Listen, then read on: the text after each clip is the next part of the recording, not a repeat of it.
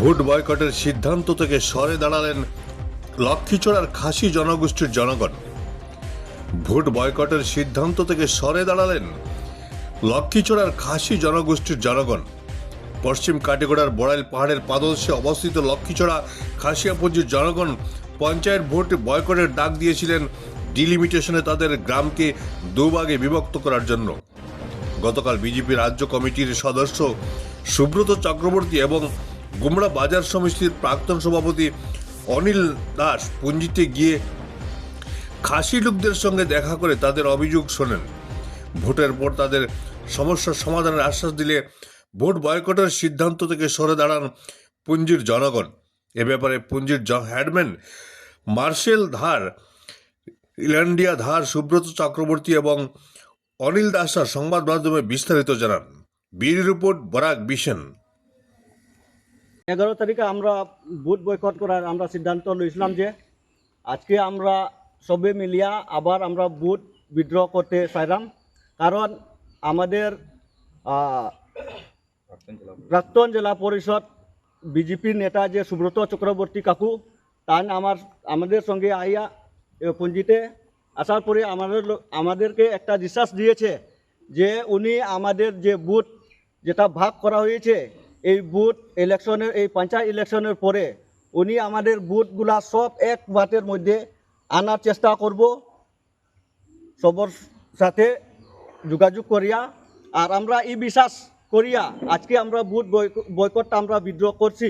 Today, again, we are gathered here today, all of us in Lokhichara village. So, as on 11th April, we decided to boycott this vote for this election. But since today in the morning, Sir Subrata Chakrabarty came to us.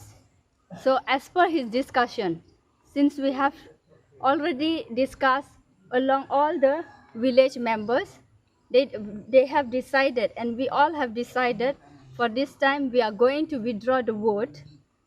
We will for this time, he said, he promised us he will be there with us. So since we have kept our trust in him, so we will withdraw this vote for this time.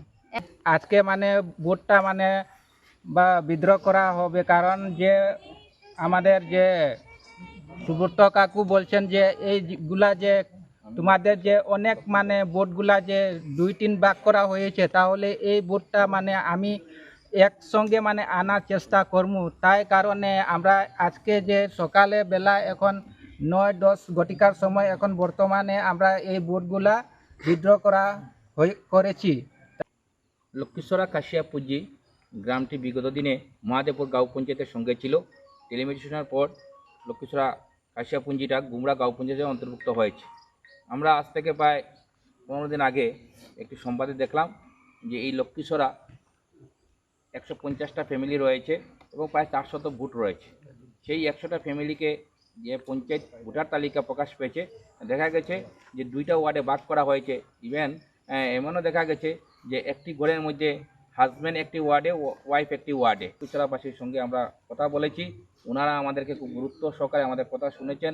ওনারাকে আমরা আশ্বাস দিয়েছি যে আগামী পঞ্চায়েত নির্বাচনের পর এই যে তাদেরকে ফ্যামিলিগুলা কাটে 2টা ওয়ার্ডে ভাগ করা হয়েছে, সেটা আমরা যে কোনোভাবে আমরা ভারতীয় জনতা পার্টির পক্ষ থেকে আমার ব্যক্তিগতভাবে উদ্যোগ নিয়ে আমরা সবাইকে একই ওয়ার্ডে অন্তর্ভুক্ত করব।